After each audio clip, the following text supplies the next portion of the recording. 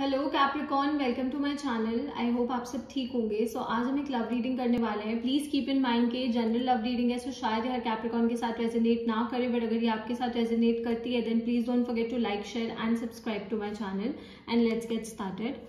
Okay, this is for Capricorn regarding their love life. This is for Capricorn regarding their love life. This is for Capricorn regarding their love life. This is for Capricorn regarding their love life. This is for Capricorns regarding their love life. This is for Capricorns regarding their love life. This is for Capricorns regarding their love life. This is for Capricorns regarding their love life.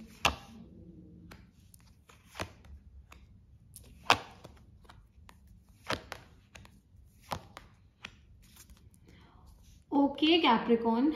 So we have the Page of Swords.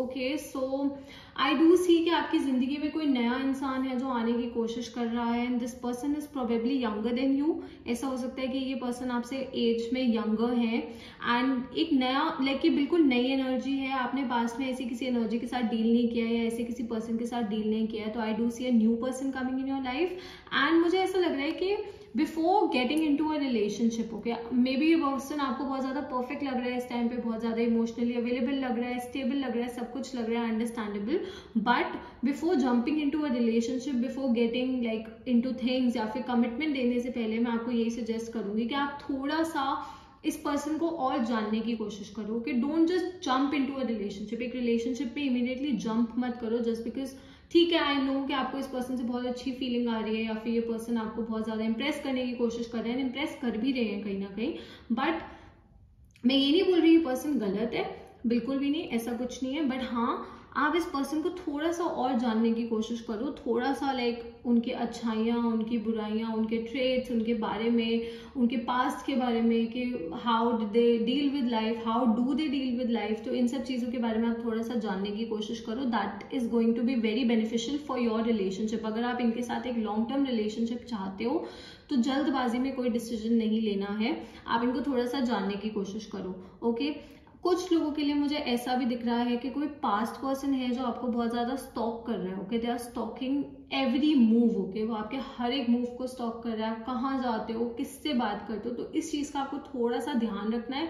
क्योंकि यहाँ पे devil card भी आया है, page of swords भी आया ना, तो मुझे थोड़ी सी रिस्की एनर्जी दिख रही है। ओके, तो मुझे ऐसा लग रहा है कि कोई पास्ट पर्सन है जो आपके मूव्स को स्टॉक कर रहा है, जो आपके सोशल मीडिया को स्टॉक कर रहा है, जो आपको स्टॉक कर रहा है, जो आपको बहुत ध्यान से देखता है एंड ये अच्छा वाला स्टॉकिंग नहीं है। ओके, एक पर्सन होता है जो आपको एडमायर करता है, वो आपको स्टॉक करता है, ये थोड़ा ऑब्सेसिव स्टॉकिंग दिख रही है। कोई पास्ट पर्सन हो सकता है, कोई न्यू पर्सन भी हो सकता है, कोई करंट पर्सन भी हो सकता है।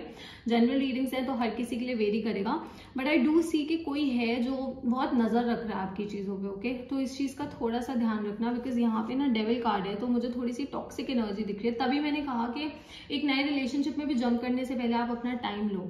ओके, जल्दबाजी मत करो, टेक योर टाइम।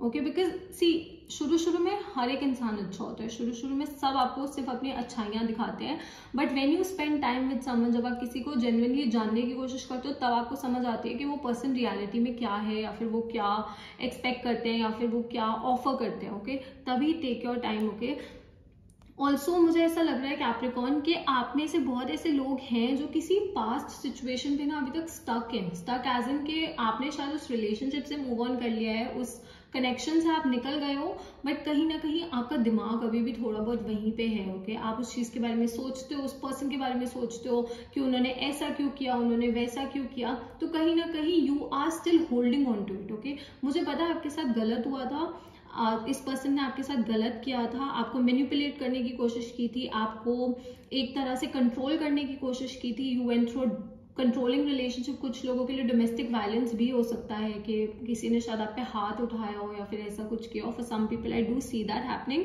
बट अब क्योंकि आप उस रिलेशनशिप से निकल चुके हो, उस कनेक्शन से निकल चुके हो, तो अगर आप उस चीज के बारे में सोचते रहोगे, उस चीज के बारे में ऑब्सेसिवली, मतलब you keep thinking about it and रहता है, मुझे पता है दिमाग में रहता है, मैं ये नहीं बोलूंगी कि आप एकदम से भूल जाते हो अगर आपके साथ कुछ गलत होता है। Obviously it takes time, but कहीं ना कहीं you are still holding on to that energy. तो हमें ना इस एनर्जी को छोड़ना है। ओके, इस एनर्जी से अपना पीछा छुड़ाना है। तो आप आगे के बारे में सोचो, फ्यूचर के बारे में सोचो, अच्छी चीजों के बारे में सोचो।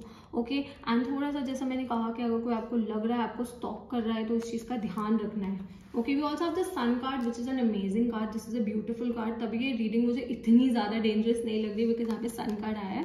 तो जैसा मैंने कहा कि मुझे कोई नई एनर्जी आती हुई दिख रही है। अब this person could be good, this person could be bad also. Okay, अब जब तक आप उनको जानोगे नहीं तब तक आपको पता नहीं चलेगा। बट सन कार्ड तो अबंडेंस को रिप्रेजेंट करता है, तो मुझे आपकी जिंदगी में नई शुरुआत होती हुई दिख रही है। बट पहले आपको अपने पास्ट को पीछे छोड़ना पड़ेगा।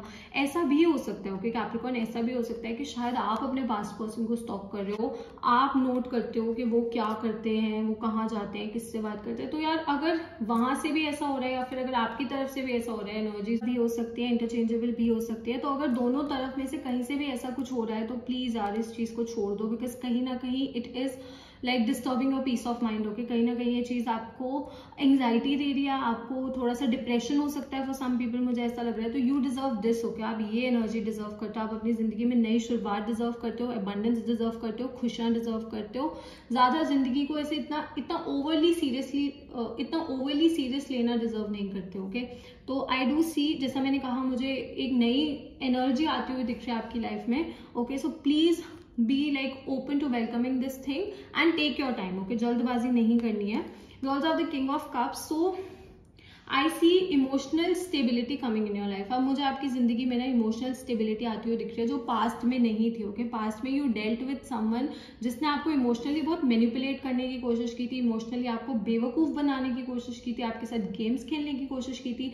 अगर आप उनसे कोई भी चीज डिस्कस करते थे ना तो कहीं ना कहीं वो हमेशा आप ही को ब्लेम करते थे कि आपकी वजह से ऐसा हो रहा है या आप ओवरथिंक कर रहे हो। Do let me know in the comments below अगर आपने ऐसे किसी पर्सन के साथ डील किया था जो आपको इमोशनली मैनिपुलेट करने की कोशिश करता था। तो I do see emotional stability coming and कहीं ना कहीं आपने भी सीख लिया अपने इमोशंस को कंट्रोल करना है, अपने इमोशंस को सही से एक्सप्रेस करना। ओके, पहले शायद आप थोड़ा सा ना डरते थे बिकॉज सी मे बी आप उस पर्सन को लूज नहीं करना चाहते थे, आप उनको खोना नहीं चाहते थे, तभी आप एक्सप्रेस करने से पहले डरते थे। ओके, बट नाउ आपने सीख लिया है कि इमोशनली अपने आप को कैसे कंट्रोल करना है, कैसे किसी को अपने आप को इमोशनली मैनिपुलेट नहीं करने देना है। We also have the queen of swords यहाँ पे। सो आई सी के आप अब जो भी डिसीजंस लोगे ना वो प्रैक्टिकली लोगे। ओके, आप में से कुछ ऐसे लोग हैं जो सिंगल पेरेंट हो सकते हैं या जिनका भी रिसेंटली डिवोर्स हुआ है। जैसा मैंने कहा कि डोमेस्टिक वायलेंस के मुझे चांसेस दिख रहे हैं, आपने डील किया था इस चीज के साथ। तो now you are going to be very practical in life. मैं ये नहीं बोल रही आप अपने इमोशंस को निग्लेक्ट करोगे, आप अपने इमोशंस को कंसिडर करोगे। ओके, आप अपने इमोशंस को कंसिडर करोगे, but at the same time you are going to think practically. आप किसी को अपने आप को इमोशनली मैनिपुलेट नहीं करने दोगे। ओके, आप दिमाग से चलोगे, दिल से भी चलोगे, पर दोनों में बैलेंस बनाओगे। ओके, किसी चीज को किसी और चीज पे हावी नहीं होने दोगे। तो you are going to take your time, आप अपना टाइम लोगे चीजों को लेकर। तभी मैंने कहा कि आप टाइम भी लो, बट जल्दबाजी में कोई डिसीजन नहीं लेना है। किसी पास्ट पर्सन के पास तो प्लीज वापसी जाने की मत सोचना अगर उनकी एनर्जी डेविल जैसी थी। ओके, अगर किसी की एनर्जी एक डेविल जैसी थी तो कोई फायदा नहीं है ऐसे पर्सन के पास वापसी जाने का।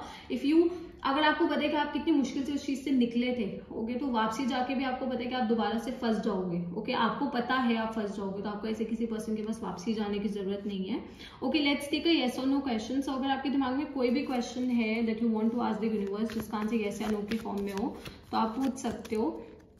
Let's see whether the answer is yes or no for Capricorn.